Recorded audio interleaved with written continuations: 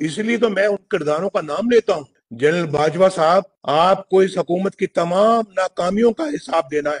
General Faiz साहब, आपको जवाब देना है क्यों आपने नवाज शरीफ और उसकी बेटी मरियम नवाज को जेल में रखने की दरखास्त की, क्यों आपने अपने हल्फ की खिलाफ वर्जी की। हमारी किरदार कशी करना छोड़ दो।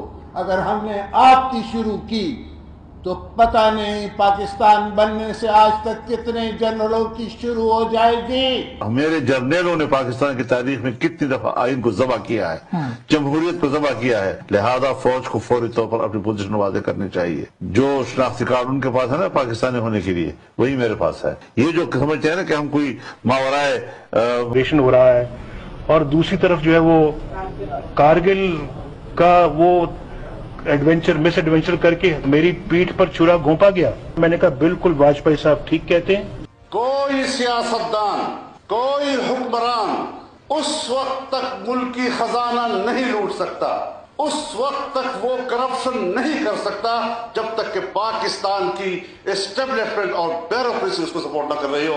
जब तक हमारी एस्टेब्लिशमेंट और ब्यूरोक्रेसी सियासतदानों के करप्शन के लिए माहौल नहीं बनाती, उनको उस पर आमादा नहीं करती, उसकी तरगीब नहीं देती, उसका लालच उसको नहीं देती, सियासतदान खुद अकेले कभी भी करप्शन नहीं कर सकता।